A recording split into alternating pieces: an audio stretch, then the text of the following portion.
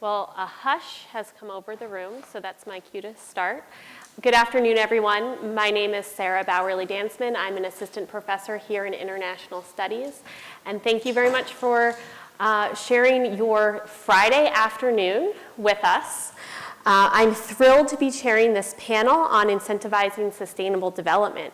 This session will facilitate a dialogue among policymakers, investor advocates, the private sector, and academics about the key challenges and opportunities associated with facilitating private investment for sustainable development.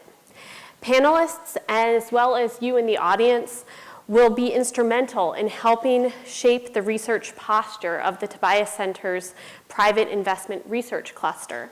This will ensure that our research agenda is driven by central questions and needs of the stakeholders in this policy space and will help keep our research focus applied and relevant.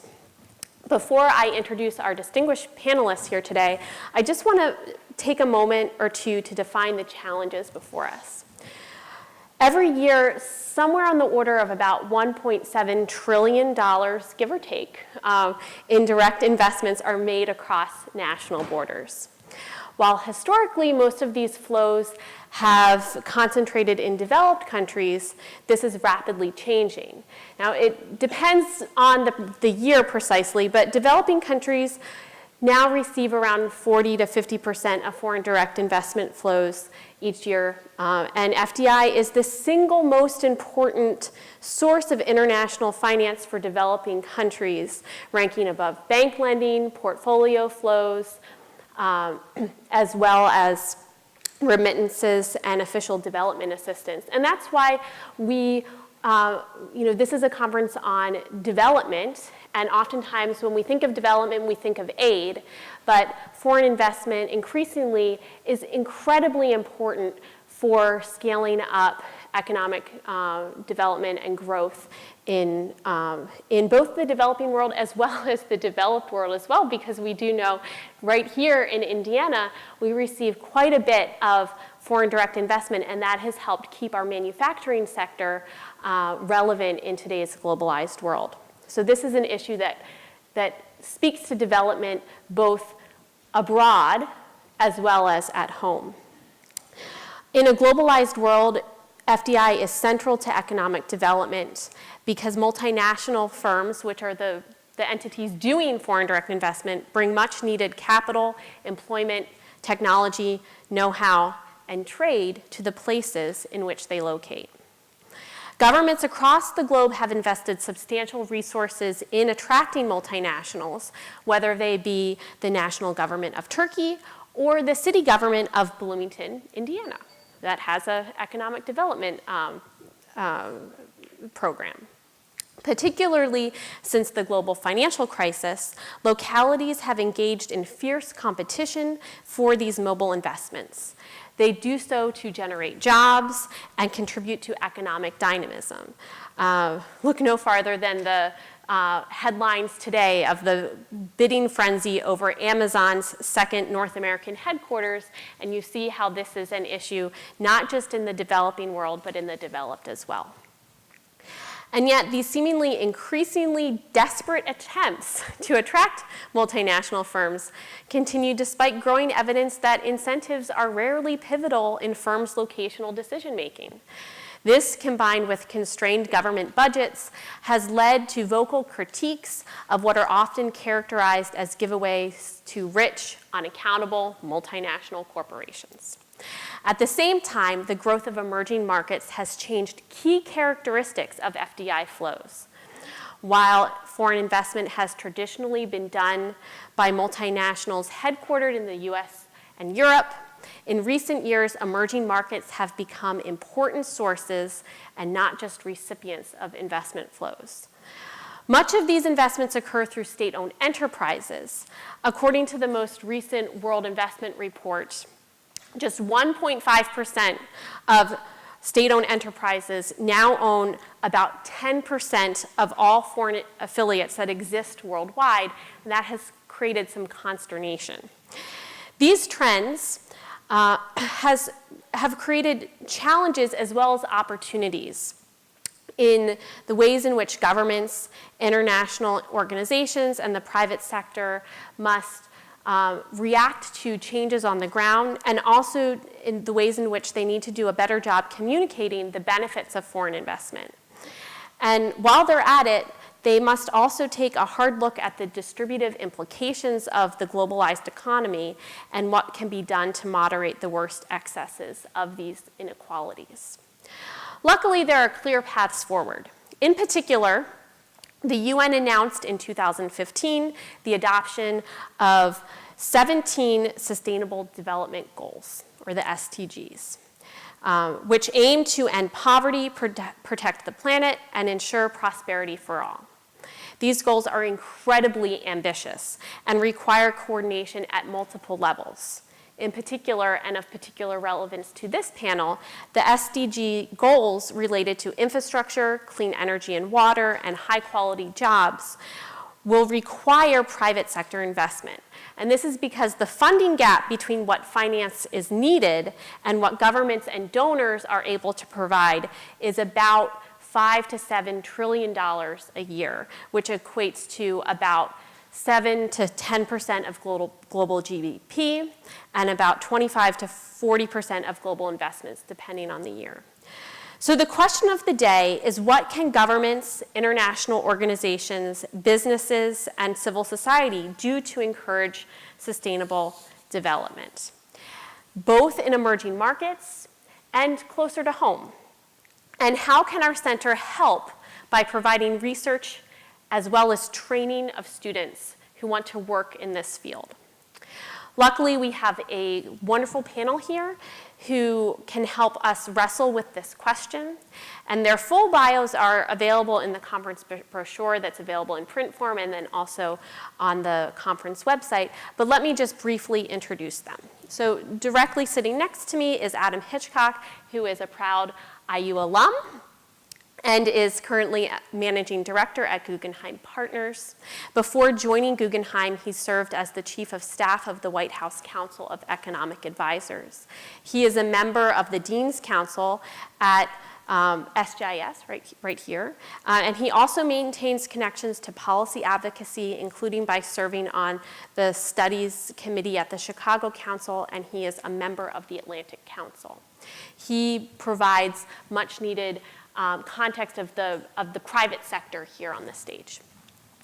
Next, Bostjan Skylar is the CEO of the World Association of Investment Promotion Agencies, or WIPA. WIPA is the umbrella organization of worldwide investment promotion agencies that was established in consortium with the UN in 1995. He has previously served as director of the Slovenian Public Agency for Promotion of Investment, Internationalization, Entrepreneurship, and Tourism. And he is also a former consul for economic affairs in Turkey. And he has over 20 years experience of management in the private sector as well. So he provides a link between the private sector and international organizations that are tasked with working on investment promotion. Next, we have Roberto Echandi, who is the investment policy global lead of the Investment Climate Union of the Trade and Competitiveness Global Practice of the World Bank Group, which is a really long title. I love it. He is a scholar, a practitioner, as well as a diplomat. He has served as ambassador of Costa Rica to Belgium, Luxembourg, and the European Union. Pretty nice postings, if I do say so. And he has also been Costa Rica's head of delegation for multiple trade and investment negotiations, including the U.S. Central American Free Trade Agreement, or CAFTA, and has served as Director General for International Trade at the Ministry of Foreign Trade of Costa Rica. And last but certainly not least, we have Tran, who is an associate professor of public policy right here at Indiana University in SPIA, and he also works as an advisor to the Prime Minister of Vietnam. His research focuses on the development and governance of developing countries, particularly in Asia and probably unsurprisingly, Vietnam. He also works frequently as a consultant for reform initiatives by national governments, the United Nations, and the World Bank. So thank you to all of you for coming here to Bloomington and joining us today in this discussion. What we'll do here is spend the first part of the panel in dialogue together here. I have some questions for the panel, some specific questions for panelists, but I do hope that we can generate a looser conversation as we move forward with the understanding that what we really want to do here today is think about what can the Tobias Center do going forward to add value when it comes to research and training in this really important area that is investment promotion and facilitation. And then we'll open up the floor to questions. And I know that I have a bunch of students and former students in the audience, so you all better get your questions ready. Especially if you're taking my class on foreign investment and development next semester. All right, so that was a direct threat. It was. There's nothing subtle about I'm using that. my bully pulpit right now. All right, so my first question for all of our panelists, as an academic, I like to start with definitions, right? And this is incentivizing sustainable development. So how do you define sustainable development?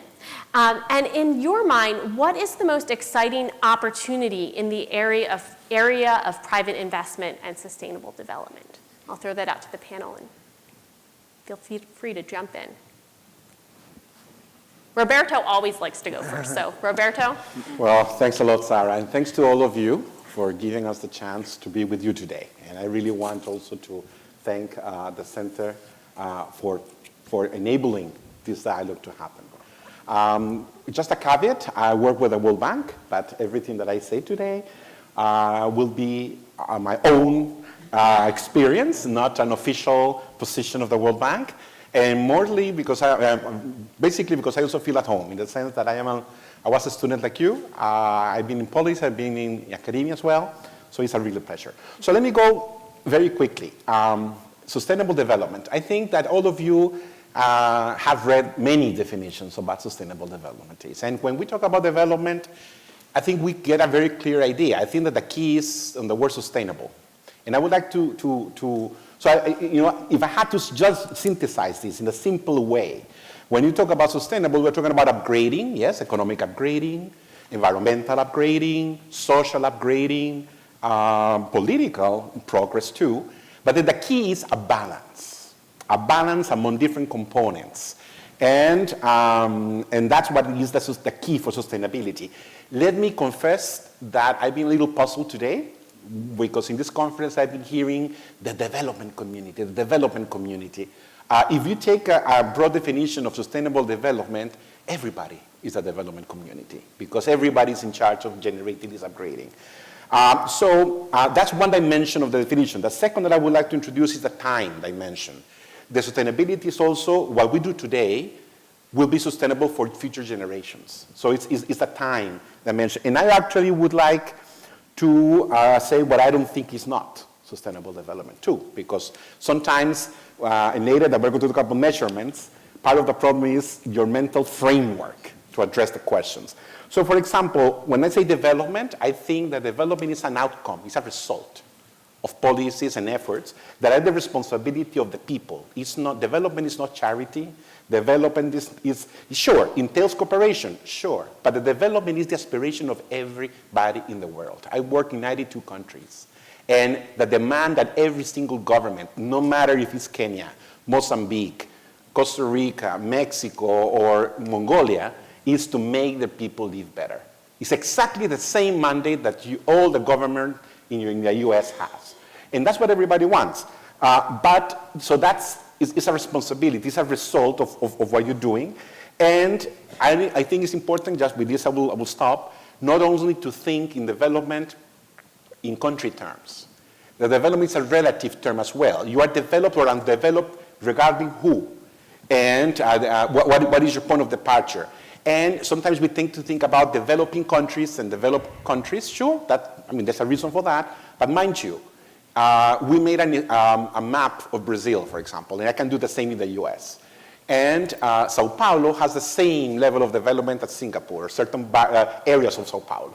And if you take the different states of Brazil and you convert them into countries, you have the Myanmars, you have Lesotho, you have Singapore, you have the Czech Republic. So I think it's very important because development is also very valid for the US as well.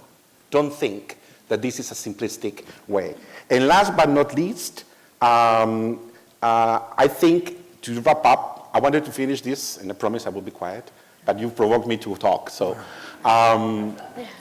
in the Bretton Woods discussion, when, you know, after the World War, everybody was discussing the building of institutions, right? There's this anecdote that probably some of you know. Winston Churchill turns to FDR, well, FDR was already Truman, I think had to be.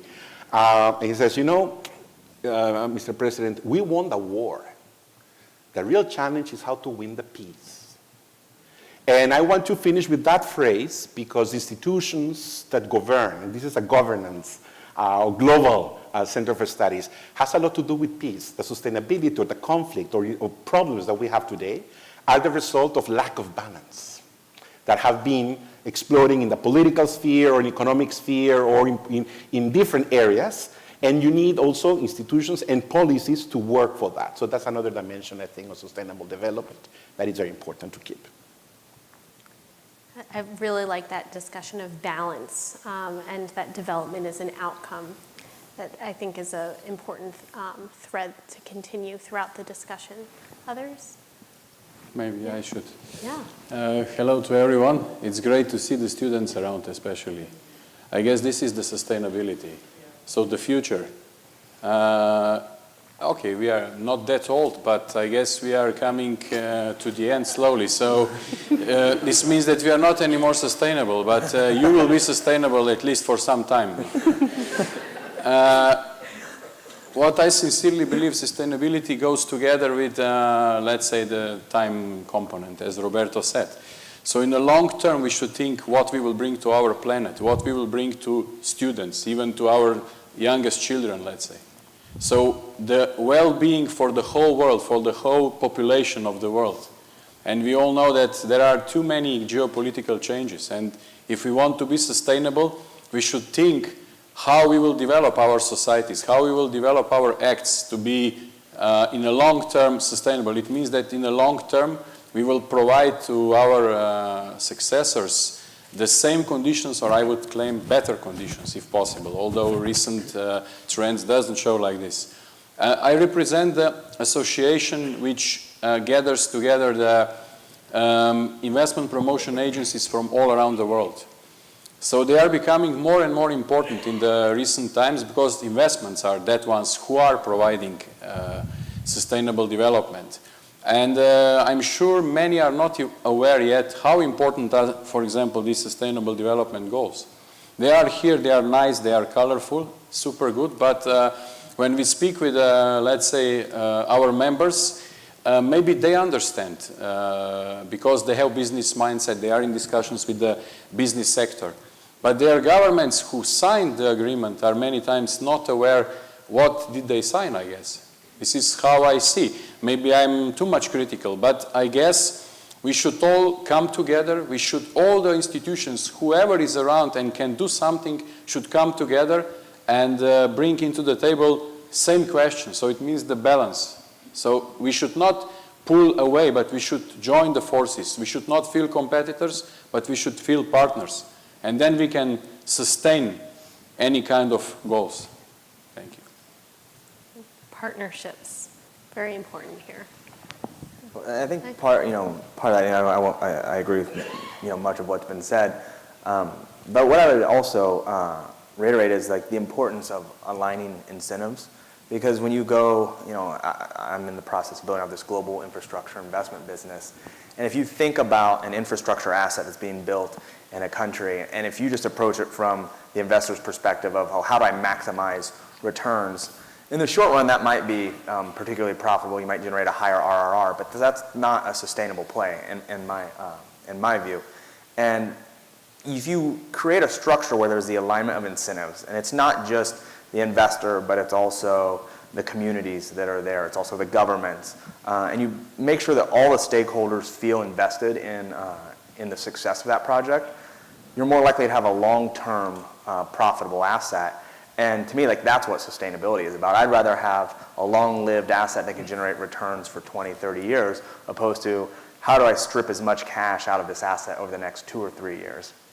So I think, if you can get everybody on the same page, you actually end up with something that is more sustainable. And I think in order to do that, I think where we can be helpful and what this conference can do and what we can help teach students is, if you come to the table and you're thinking about, okay, I'm the investor, all I think about is the investor, you're not going to produce something that's long-lasting. You need to understand, well, what is it that the other people want? And you're not negotiating against them. It isn't adversarial. You're trying to work with them. So I think it's important, even if you've only worked in business or you've only worked in policymaking, is to understand the other side. And I'm fortunate that I was a policymaker before I was in finance, so I'm very comfortable putting myself in those shoes. And so I think for the students, if you can develop a set of skills that allows you to understand the different sides from the different stakeholders, I think it'll make you much better in your career. But also, I think it'll produce better outcomes for all the parties involved. Excellent. All right. So maybe I can ask the audience, which country you think have been recently most successful in development? Say, a country that's been successful in development, which is make a jump from what we usually call poverty trap into middle income or high income group, and very few countries have been able to do that so far. And if you look at, usually it takes about 30 years of high economic growth to be able to make that jump. And you compare all the countries that have been made and look at the 30 years and you put the average economic growth rates, which country will come first? Any idea? China. So the point I want to make about sustainable development is that development itself is already difficult, right? And now we want and we need to have a sustainable development. So recently I had a conversation with my student who is Jing Gao, who is recently is in my class. She's from China. And we've from developing country look at China and got jealous because this is just within 30 years, 500 million people was lifted out of poverty very fast. No country in the world has ever been able to do that. But Jing have a different point of view. She told me that this is so unfair for China that we have all that FDI, we become the factory of the world, and we have to bear all the pollution cost for the good services, good that being sent and consumed in other countries, right? So that's the cost of development for China, for the economic miracle that the Chinese have been able to achieve. So it's a big issue for China this day. So thinking about if China thought about development 30 years ago, would they be able to become an economic miracle that we saw? And as I mentioned, we have to do it. And how we can do it, given it's so difficult, maybe that is an important topic for the center, what we can think about that important questions. So I'm hearing a lot about creating the right incentives to help balance what is happening in the development sphere, which I think is a very interesting way to think about what sustainable development is, because we're not talking one way to answer this question is to talk very specifically about this is the metric you use to decide that something is sustainable or not. Roberto, I remember at a conference we were at last year, you said you become what you measure. And you measure what you care about. And you measure based on what you think is important, right? Right. So if we think about what we decide to measure and how we measure it is important for both aligning our priorities as well as creating the outcomes that we want. One of the things that we are doing here at the center is we are defining our research agenda in consortium with other stakeholders. I wonder if you could talk a little bit about, from your perspective at the World Bank, you have mentioned before that you're resource constrained and that you have a lot going on, a lot of projects going on, but you never have enough people to do all of the work. Yes. So if it was up to you to define the relationship between the World Bank and the Tobias Center, what sort of research would you want, do you most need carried out in the academic sphere? Or is it research, or is it something else that you think is most important? Well, thank you very much for giving the chance to request resources. I will certainly take that, especially from your bosses. Yes, actually, the reason why I was told you that, yes, I mean, let me just explain what we do. I'm the leader of a group that we were given the mandate to promote reforms in all countries, but basically developing countries, to be undertaking real political cycles. That is 3-4 years. Why? Because governments change in 4-3 years. And here's a catch: measure everything, right? To show, to have evidence based, to be able to know not only the policies work, but also, very important, to educate civil society on what is going on. Because our finding is that the economy is changing so fast that you would be surprised of the things that we don't know. Okay? The data is even there sometimes, but data is not organized in the right way. So let me tell you what I mean. That's why I said that you measure what you care. And then, depending on your mental framework, you would put priorities and ignore others. So one of the key things that we discovered is that, for example, if you think everybody talks about investment and the key role of FDI, you already mentioned that is the main source of development finance, is more than ODA, more than remittances, more than everything. There's a big also deficit. But when we talk about foreign direct investment, I am sure that some of you, every time I talk about foreign investors, generates some emotion in you. And a lot has to do because we discovered that there are different types of foreign direct investment.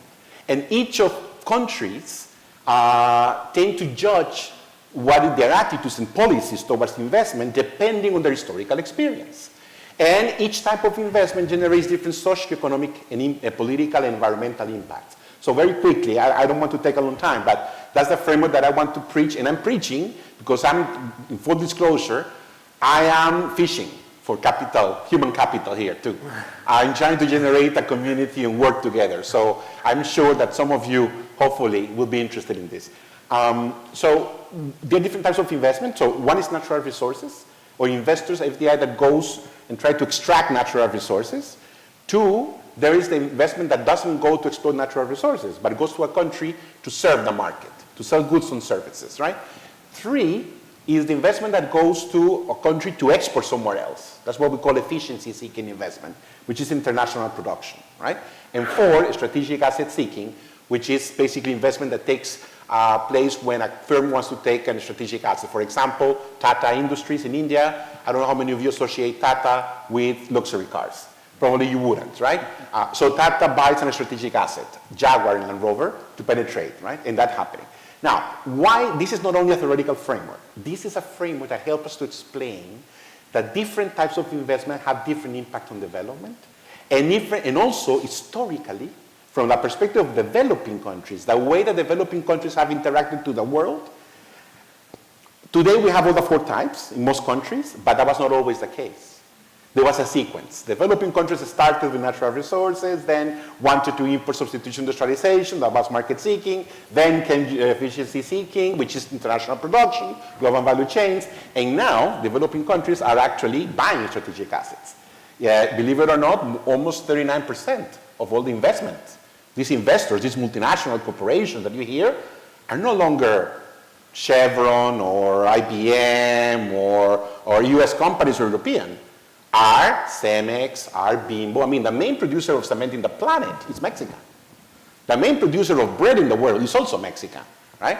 So, I mean, we have to break all these things. Now, to answer your question, so what we found is that the data available is not granularized enough, neither to understand the different types of investment.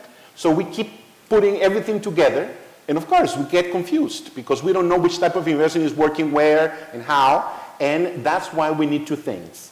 We are developing these frameworks. We need platforms like this to share these frameworks and help academia to take them over, because it's appalling the low level, with all due respect to my former academic colleagues, how poor the debate on investment is today in the world.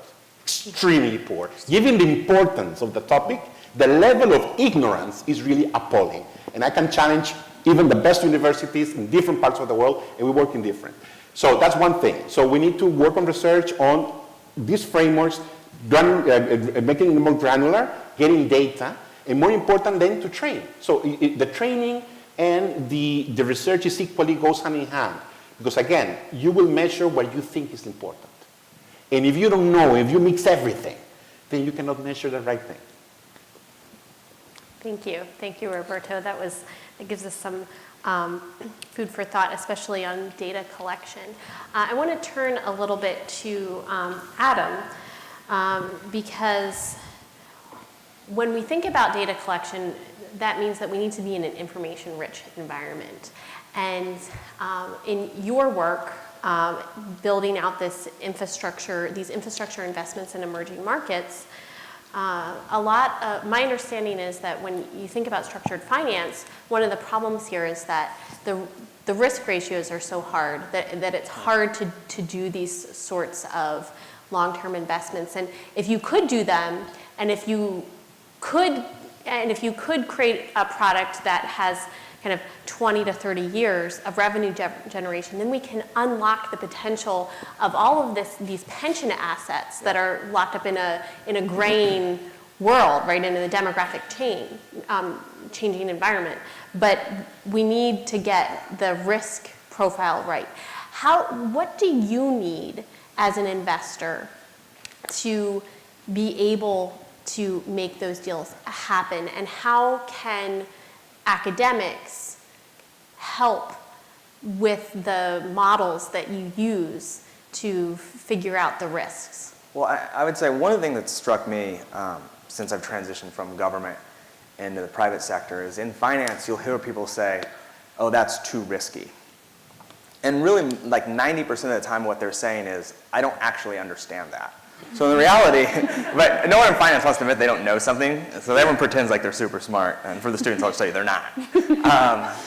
But really when you think about an investment decision, right? So if somebody were to sell me this bottle of water, and I say, I'll sell you this bottle of water for $10.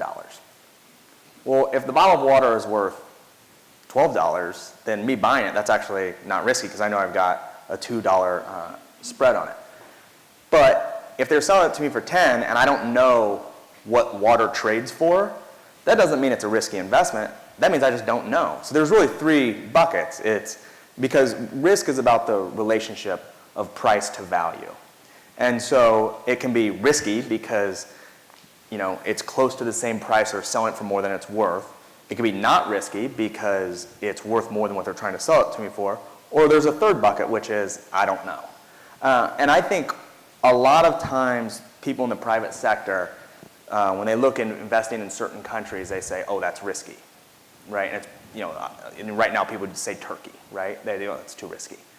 But they actually don't know enough about Turkey to actually formulate an opinion. So I think it's important from the private sector that we take the time to actually really understand what's going on in these countries. The second thing I'd add, and this is more directly applied to what we're doing in our business, and we just started this, right? But I've been working on these issues for several years now. We felt like if you were to say to us, okay, Adam, here's an infinite supply of money. I want you to come up with what you think the right type of global infrastructure investment business would be? I'd say there's two main criteria, and I'll explain why it becomes really hard to do that. Number one is you need to be global, not regional. And the reason why I say that is that people then have money and they're forced to deploy it into situations where they probably shouldn't, based on geography. And then I think the second thing is you need to pursue opportunistic investment opportunities, not core plus. So an example of a core plus asset that people in this room will be familiar with would be like the Indiana Toll Road up near Chicago where I live. That is an asset that people looked at and they said, oh, it's not risky because it's a toll road near Chicago. Well, it actually became super risky because everybody shows up to bid on the asset because it's a core plus asset, so it's easy to understand the cash flows. Well, that means that everybody can show up and bid on the asset. So everybody shows up and bids on the asset. They bid up the price of the asset. To get the returns they need, they have to put some funky structurings that mean that you end up with some silly thing where you have mismatched duration of financing. So then that actually becomes a really risky asset. Something that people easily understand becomes actually the most risky. And what we've done is, with that as our framework, right? We were like, my boss said to me, he's like, okay, I agree with all that, so how do you do this? Well, how do you become global and opportunistic? And I couldn't figure it out because that would be too costly to do, because how are you going to have people all over the world who can find these assets for you? And what we came to the conclusion was that we should partner with the multilateral development banks. And we felt like the multilateral development banks are incredibly good at understanding the countries that they're in and structuring the assets. And so what we've done is we've approached, we started with European Bank for Reconstruction and Development, and we've approached others about how can we as a private sector work with them, and so we can bring private capital to these investments. So, I think for us, it was like really taking the time to think through how you would go about doing this, and then really taking the time to when you look at these countries and you look at these investment opportunities, to understand it, and also to be humble enough to say, you know what, maybe I don't understand that, but that doesn't mean it's risky. So if I take the time to learn, then now that I understand it, now I can decide whether it's risky or not risky. And so, so how do you think that academics can add to that? If you had some researchers at your disposal, what would you want them to be doing? Well, look, one of the theories that I had on this business that we are in the process of standing up was that, being a global macro investor like George Soros or Ray Dalio and some of these other guys who've been remarkably successful, it's become harder and harder now because so much of what's considered global macro investing just takes place in currency markets. The problem with currency markets is they're probably the most pure market that exists in the world, highly liquid, a lot of transparency. When new information is presented, it transmits through the markets relatively quickly, highly automated. But my view was that if you were actually thinking like, I'm going to make global macro bets, right? The best way to do it was actually to do it with infrastructure. But the problem with getting access was like, okay, well, how do I find these investment opportunities? They're complicated to structure. So I think there's two things that the academic community can help with. I think it's helping investors understand the countries and the regions and the specific part of the countries where they're going to go in. And it's not just understanding, what's the, top line GDP growth and what's the central bank doing in that country. It's like helping us understand the culture and the politics of those countries where you're going to go invest. And I think the other thing is helping to, this is sort of mentioned earlier, create an environment where there's knowledge as to why these investments are good things, right? Like out there saying this is good because these people will benefit, and sort of defining what is it that makes it good. What are the things you would want to see where not just that the investor gets a return, but that all the stakeholders feel good about the outcome? The nice thing is that at SGIS we have lots of students who are learning languages and cultures and are well placed to help investors understand regions. Well, when you see a lot of these investors, like they'll claim to be global, and it's just like, a bunch of white dudes sitting in a high-rise in Chicago or London waiting to get pitch books sent to them from UBS or Deutsche Bank, and then they look at the pitch book and go, well, let's pencil out the numbers. I think that might work. And when they all show up to the same auction-style format, that's not really, that's so simplistic that you can't really play in that space. because anybody can do it. It's a commodity product. So if you have students here who understand the cultures and understand really the countries, that's a huge, huge, huge asset. Well, thank you. That's a lot of food for thought. I want to move to Bostjan.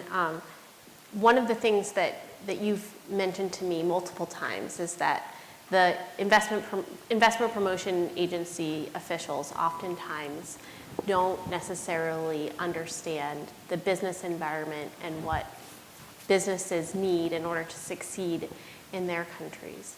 From your perspective, you've worked with investment promotion agencies across the globe in lots of different situations, both in developing countries, developed countries. You work with national level IPAs as well as subnational and regional IPAs. What sorts of research do you think are important to IPAs and to the policymakers that they need to understand how to do development, how to attract investment that's going to create inclusive development? First, let me agree with my colleague. He said that you should speak with people, not just sit in one place. That's why I'm practically living from one plane to another. I just came from Mexico and then next week Dubai. So I'm trying to go around to understand the differences between the countries, the differences between the agencies, as you said. But what I will say is a bit shocking. There is no one authorized program in any universities that will give you like either PhD or masters on the FDI, like our promotional facilitation. There is no in reality, and this is what we are discussing also with partners like World Bank and the others. There is a need to do some certain level of education that will be accepted from all stakeholders all around the world, which doesn't mean that it will be totally the same for each country, because we know we have least developed countries, which some of them, they are one-man band as an investment promotion agency. Some of them, they even do not have the investment promotion agency. And that people, they don't understand at all what is investment, forget about sustainable investment. So some certain programs, and this is where academia comes. That's why we are happy to cooperate with you or with some other universities, to be able in some time to develop some kind of curriculum that will provide to, let's say, investment promotion agencies or EDOs, which are called normally in the United States, how to serve the investors. And as he said, first to understand what we need to do. And what I was missing, I was, for example, economic diplomacy. What I was missing is, okay, I was lucky, I came from the business sector, so I understood the business language. But majority of the people, and also the investment promotion officers, they are, I would say, bureaucrats, they are clerks. They do not understand, when the investor comes, investor says this and that, they don't understand what the investor wants. And then there is another problem, the governments, they do not support investment promotion agencies. And they do not, even less, they less understand what is needed. And then why investment promotion agency is crucial. When they discuss with investor and trying to solve the problems, facilitate the processes, they hear what is wrong. And they need to put this message back to the governments to start to create the politics that would allow investors to better understand and, as you said, to make investments which will create the benefits for the whole society. But this is not the case in reality. So the researchers can help in a manner to try to work on the programs that will be, as I said, accepted curriculum, which will later on help, but of course, hand in hand with investors, so business perspective, hand in hand with governments or through agencies, through investment promotion agencies, to understand the legal frameworks, to understand the incentives to understand, I would say, state issues. And of course, academia, agencies, companies could somehow create a proper curriculum that would allow, that would be able to achieve the sustainable development. So what I'm hearing here is a lot of emphasis on using curriculum to help facilitate partnerships, which is a theme that is starting to emerge on in the panel, with Adam talking about creating partnerships with multilateral development agencies, and now thinking about investment promotion agencies as creating partnerships between, basically being advocates for the business community to their governments. Yeah, no, like no one can do it on their own, right? Like an investment firm can't sort the whole thing out on their own. Just like a multilateral development bank still needs access to the capital markets, and you still have to make sure that the stakeholders in those communities are being represented. So I mean, for these things to be successful, but certainly for them to be sustainable, you need to have everybody working together. So kind of taking that thread, Professor Tran, I know that you have a lot of experience working with the government of Vietnam, which has done, I mean, you talked about China being this development miracle, but I think that a lot of people would say that Vietnam is in particular an economic miracle.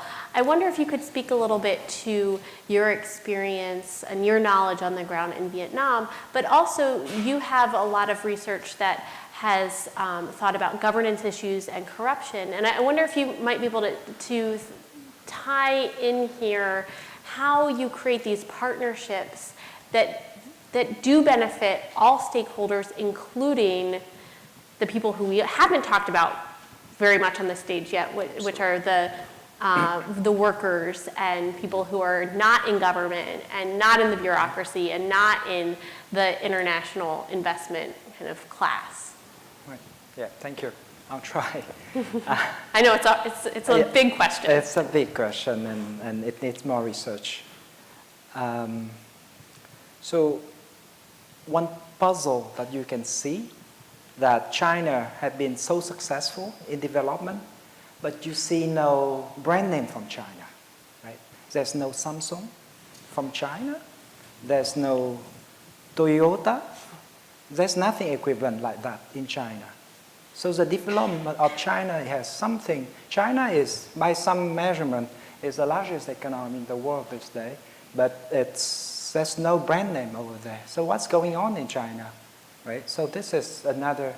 So one explanation is when Japan, Germany, Korea developed, they were able to develop their indigenous capitalism, corporations. But when China entered the game, the structure of the world economy already different, right? It's all controlled by multinationals. And to be part of that game, you have to invite FDI in and be part of that and move into the supply chain and somehow move up in the value-added stream of supply, which I think talking about the partnership. So my experience working in Vietnam is that Vietnam had been successful in the first stage, attracting FDI. So countries around the world would be jealous of Vietnam in terms of getting FDI and exports. So FDI firms come into Vietnam, bring in. So Samsung, for example, open a factory. So most of you use the Galaxy phone is produced in Vietnam. Samsung would come to Vietnam, invest a $30 billion factory, and they will bring in parts from all over the world, and then the Vietnamese workers would assemble in that, right? Now, that leads to several problems that Vietnam is now struggling, and there's no solution yet. First, how can Vietnam be part of that supply? So even most of the Samsung produced in Vietnam, and you pay, I don't know, sometimes $600, $700 for a device. Vietnam get only maybe $6 out of that, right? So very little value added for developing country, for workers, right? And it's like an enclave, right? So Samsung are there, and FDI multinational are there, but they don't use local inputs, right? Everything export, almost everything is imports. So there's a very little help for the rest of the economy. So the Vietnamese economy, the local economy is still struggling.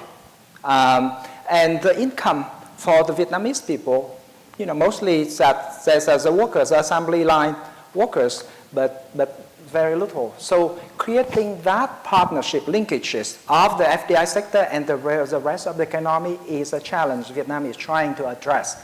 And research on how China did that. China has been successful in moving up in that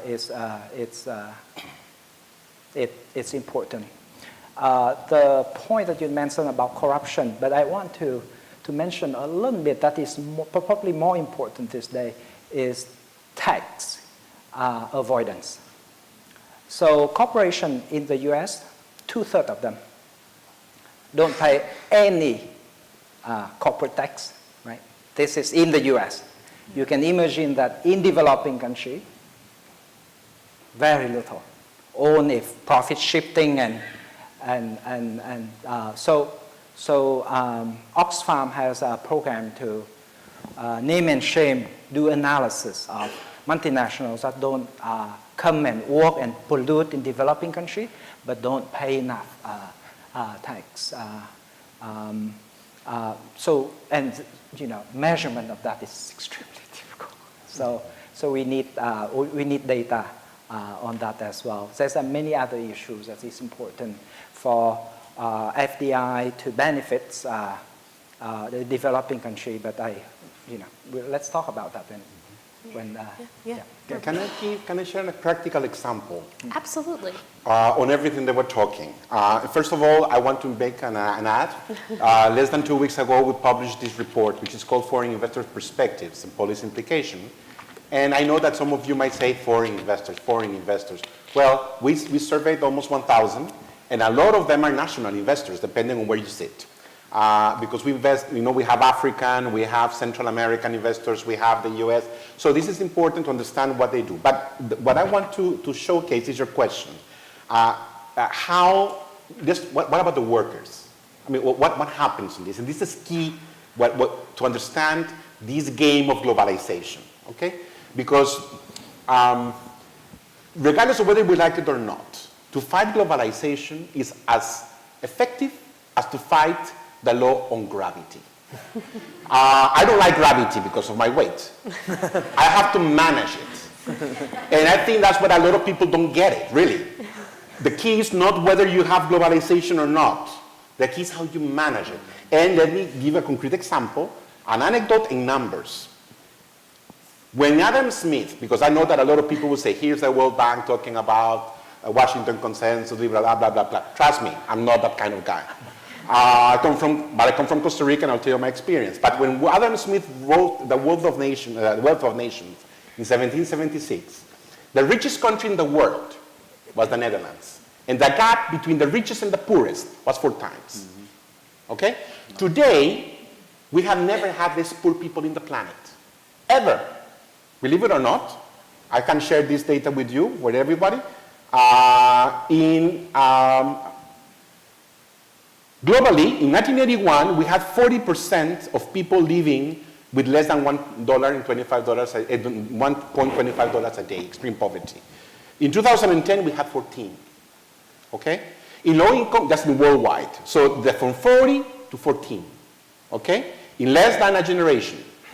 In low income countries is less, sure, because this includes China and this includes, but even in LDCs, 63% of poverty going to 44. So the poverty SDG is not a problem. I think if we continue like that, we may be able to solve it.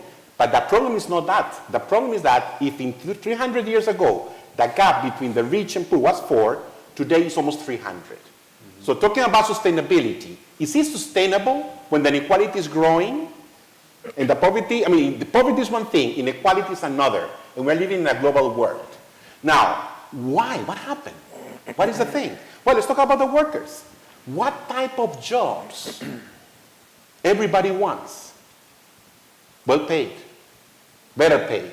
Quality. In Mongolia, in Lesotho, in Indiana. Everybody wants that. Well, we did a research and we found out that the key point in explaining this upgrading, or why countries grow and countries get rich and some poor, because that is another important. The development is relative. You can get poorer. Huh?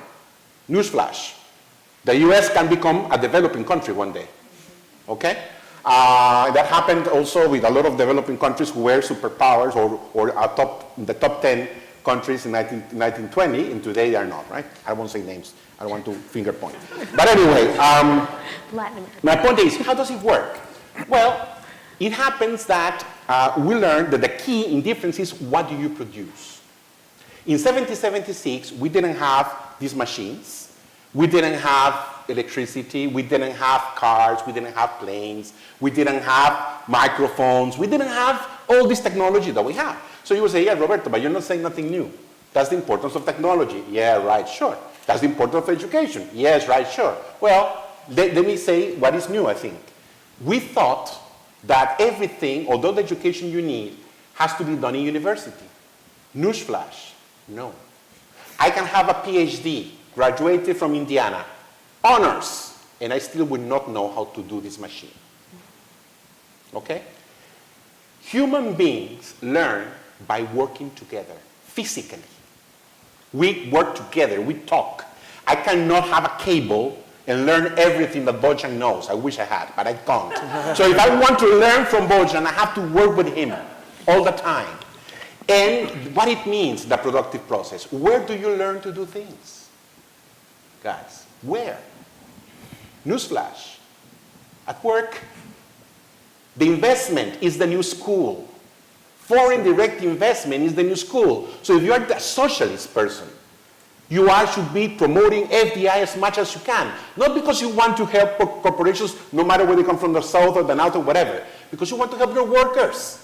Because you have to learn these people that only you knew how to put nails or very basic processes. You need them to learn how to do new things. That's where FDI comes from. And that's what the countries that understand this game are moving. Does this mean that we are stealing the jobs of someone else? No. That's very important. For every dollar the US, and this morning we were talking about this, for every dollar that the US invests abroad, the US receives back 600. The type of jobs that are generated in the US today in globalization are amazing. What is the problem? That the globalization, the key is to learn how to do new things. The globalization rewards knowledge, applied, practical. So all these jobs that I'm talking about in the US are going to Seattle, are going to Silicon Valley, are going to Boston, are going to New York, they're not going to Alabama. They are not going to Mississippi. That's why I told you that development is not country-based, it's region-based. But then, if we want to help them, all these people, then we need more investment, rather than less. Because where on earth are we going to train these people? Some of them will not want to be trained. So again, I rest my case on the importance of understanding this, because, for example, to wrap up, Costa Rica, I come from a very small country. I know that some of you probably have visited in tourism, but the story of Costa Rica is not a tourism one. Costa Rica, when I started working in government, 75% of our exports were coffee and bananas, literally, 75. Today, coffee and bananas, we export more than double than we do in other fruits, and they're less than 10% of what we export, okay?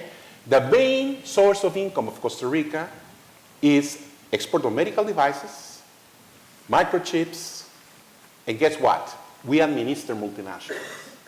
Procter & Gamble doesn't have a single factory in my country, not one. But Costa Ricans are the ones who pay, do the payroll, the administration. That's part of globalization. What kind of jobs am I generating there? So we have also, for all those who want, in the report again, by economic activity, we know how many jobs are generated in each type of economic activity. And each type of economic activity is associated with each type of FDI. So this is key, because then all these policies, all these people have to make people live better. Talking about political sustainability, talking about peace, talking about balance, that's how you do it. But it's very difficult. I mean, all these ideas, it's not very easy to diffuse them. That's why, again, I will come back to your support to shape this framework and train and get the data that we started already to get here, but it's just the tip of the iceberg. We really have to go, because this is a story, no one is telling about it. How many of you in the US talk about this? You didn't say, Roberto, that the curriculum exists actually, but it's not deployed or put into the institutional level. Yeah. This is what is missing actually. We have everything. We are not, I mean, The framework is there. the framework is there. For the research, how to put it. We just have to, we are starting already to compile data, right? So for example, talking about social indicators, yes, in Costa Rica, just like in Vietnam, before all these changes, the level of poverty in Vietnam was 60%. In my country was 60%. Today it's 20, which is very high.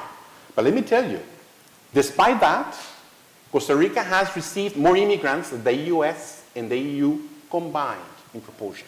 20% of our population, 20, in 20 years, are economic immigrants. And before the crisis, we had 3% of unemployment. So everybody began to make jokes. And they say, oh, Costa Ricans are lazy now. They used to pick coffee. They used to be in construction. They used to pick bananas. Now they are not. Only Nicaraguans do it. It's not that they were lazy. Well, probably they are. But no, the key is that they had the chance to be educated and work. And we attracted investment. So the Costa Ricans are now in Intel, which, by the way, we used to assemble microchips. Now we design them. Because we're no longer cheap, right? We're no longer cheap. Well, thank you, Roberto, for an impassioned defense of the benefits of globalization. With that, I want to open up the floor to, we have some time for a few questions in the audience. Ready? Okay. Yeah, in the back. Karen? Yep.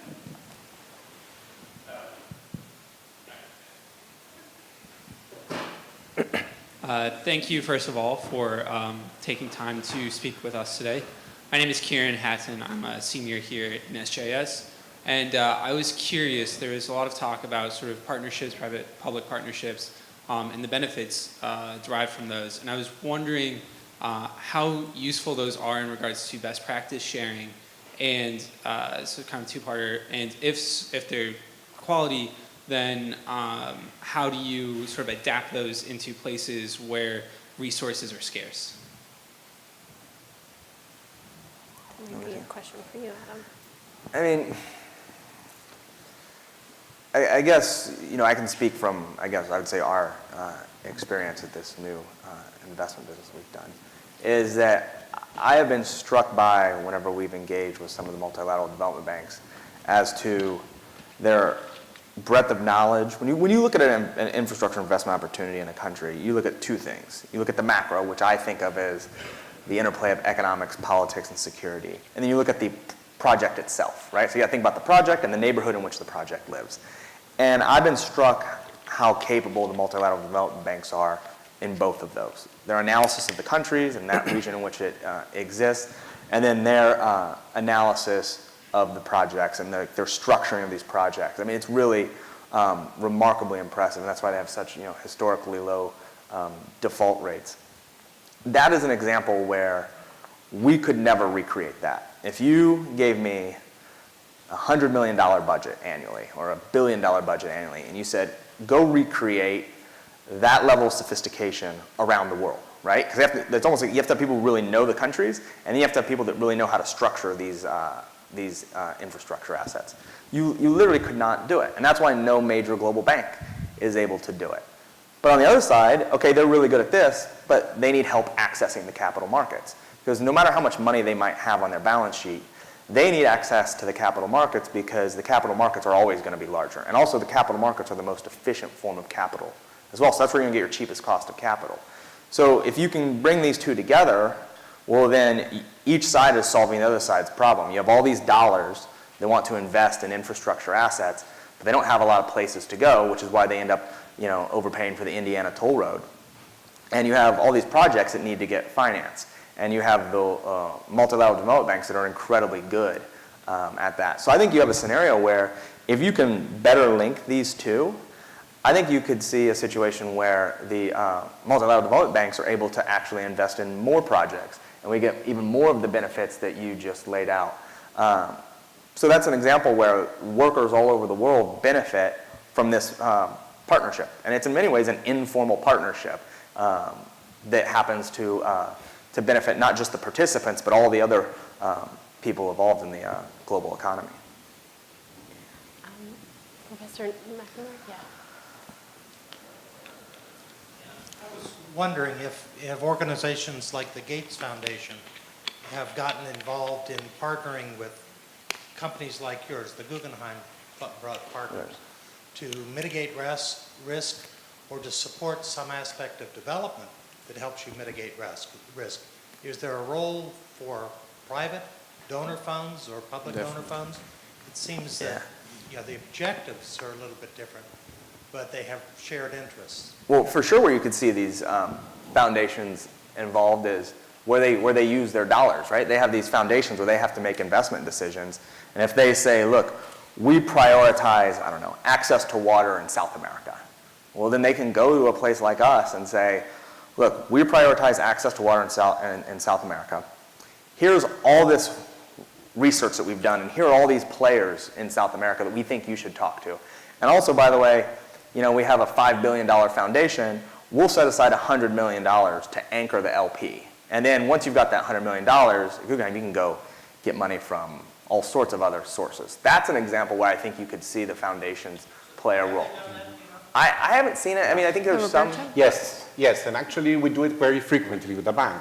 And one is that example through capital. But have you seen them do it where they partner with a financial institution? That's one way of doing it. But even in some cases in Ethiopia, let me tell you, I don't know if you have heard, and we have a publication also, the PVH story. Ethiopia is fascinating. We all associate Ethiopia with hardship, right? Well, it's the next China. In less than 1 year, they are generating more than 20,000 jobs. In less than 1 year, in one province only, because of this big conglomerate PVH investing. So we were together. The bank basically pulled, we didn't put the dime, we just helped upgrade the capacity of the Ethiopian government to react quickly to the needs of the investor, and they set up. So for example, if they're going to export, because they're not going to duplicate the same thing in Bangladesh, just to have sweatshops. No, they wanted all the chain, and to make it sustainable, all the standards for the factories or the industrial parks that have to be green, they were basically designed by PVH, and they were helped with the bank. So there's a lot of conversions there. Probably should be more, but there is happening. Bostjan, I just wanted to add that they are willing to do, but they do not understand in reality how they can help. What I'm always striving for is that these, let's say, foundations will invest first into the capacity buildings, into education. This is why I really appreciate this kind of donations that was mentioned before, because this is what matters actually. We should teach to the people, especially to the young people, what is needed in the future. If they do not understand, they will become investors. God knows how many of them will be like Bill Gates. Right? Yeah. And if they don't understand now what is needed 30 years later, there's no sense. And can I back on one point? That reform will be their responsibility. They will be the reform champions. Development is endogenous, not exogenous. Right? All right. In the back, Karis, yeah. You want to ask a question? Hi, my name is Karis. I'm a senior here at SGIS. I'd also like to point out that Karis is currently a research intern for WIPA, so we already have some connections between our students and the research that we're talking about up here on the stage. Anyway, Karis, go ahead. Yes, so thank you all for coming. And I'd like to ask, because since the financial crisis in 2009, there has been some slowdown in international trade and FDI flows. The growth has not been as rapid as we've seen before that. And we've also discussed several times today how on both the private and the public side, there's some resistance. There's a lack of awareness of the importance of investment for development. Both in, private companies not understanding the context or not recognizing possibly lucrative investments, and also on the public side, underfunding IPA. So I was wondering what kind of hope there is for awareness building or also, do you see this as an uphill battle that we're trying to educate people on the importance of investment at the same time as we're trying to encourage it, or how you see that? Shall I? Or Roberto, you will? Just one line. I don't share your pessimism. I started to work in this line with this type of project 4 years ago. We had 5, and we work only on a demand basis. I mean, the World Bank doesn't go chasing. No. We wait until the governments come. We have 5 projects. Today we have 90. And say how many people works for you. 12 people in World Bank and World Association, 7 people. So we didn't lose the hope. That the money is growing. I think that the problem is that in the developed countries, there is this pessimism. And I have also here the graphic that I can share with you. The Pew Research Foundation showed that 58% of Latin Americans think that they will have better lives than their kids. Africa, 56. Asia Pacific, 51. In the US, 60 think the other way. And in Europe, 64. So the problem that we have is that we have different attitudes, right? But it's more, I think, a problem of the political discussion here. Right, I think we have time for about one more question. Okay. Yeah, no, you can go ahead. That's fine. Yeah. Okay, or, yes, that's fine. Go ahead. Hi, my name is Sneha and I'm a sophomore. So I've attended a couple of United Nations summits on behalf of the third Sustainable Development Goal, good health and well-being. And at these summits, we talk a lot about small and medium-sized enterprises as a way to mobilize economic development for more marginalized populations like women and people with disabilities. So I'm curious if you guys have done some sort of investment or research with these SMEs, and if you haven't, then is that something that you guys would consider, and what are the costs and benefits of those? Thank you. I will just say shortly.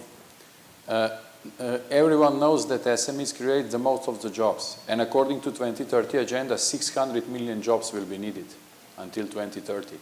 So everyone should definitely support small and medium, or even micro enterprises. And what is bringing the new technologies in are the startups, scale-ups. So if we don't consider them, whom we will consider actually?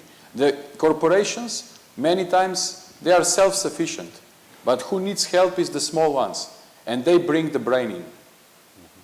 The smaller are also faster. In this thing, we have a chapter precisely on SMEs. I'm really in a selling mood, as you can tell. I'm really trying to recruit you guys. Now he's trying to get the position of teaching marketing. No. No, but the key point is, the key, with this I will finish, services. I mean, the problem with SMEs is that they don't have the capacity to produce large quantities of tangible things. That is different in services. They're very agile, just like Bostjan was saying. Digital platforms, things like that. But not everybody's ready. So here we had a framework to deal with what we call high growth, small, medium enterprises. Not all of them will. And it's not bad. Not everybody should be global. Some of them should be local. What's wrong with that? I mean, locals are in any case connecting with the FDI. When FDI comes, if the local market is not ready, if there is no developed infrastructure, how will they do it actually? And all these linkages. Yeah. So this is the importance, and I guess here also foundations can help to support the small and medium, let's say, enterprises, more than the big guys. Yeah. Big guys, they don't need support. And I think you wanted to jump in here. I have a more cautious view about SME. So there's a movement around the world and consider SME as a lever for economic growth, and because they create a lot of jobs, so the impact on the life of the people are more. However, we haven't seen, so an economy should have an ecosystem when you have a very large firm, medium firm, and small firms, right? So the export usually come from large firm. Small firm can help to supply, as you mentioned, but small firm tend to be low tech, very difficult for them to access capital, management skills. So for a country to really to develop, we have to support own level, because those big ones, they can access global market. They have to be able to be competitive in order to buy stuff from smaller firms. I haven't seen country around the world that have SME or startups in developing country as a way to growth. I might be wrong. Startups and venture capital are the way for a country at the frontier of technology like the US, where we need to take risk, we invest into new technology, and then it can fail, it can succeed, and then we grow. But for a developing country, it's more important for them to import technology, mimic the idea first. And it's okay to call them startups, but their startup style is very different from the startup that we have in the US. So supporting the company that are able to learn from the technological frontier is very important. So that's the caution line that I want to make. Well, I believe we are out of time, so I just want to thank our panel for an excellent discussion that I think has given us a lot to think about in terms of how to move forward with our research cluster. I also want to thank the audience for really engaged and excellent discussion, even up to 5 p.m. on a Friday. I hope that you have a wonderful evening, and I'm not sure, Lee, if you wanted to stand up or say anything, but I think that this has been a really excellent first day of the inaugural conference for the Tobias Center, and I hope to see many of you again tomorrow as we finish our 2-day event. Thank you all.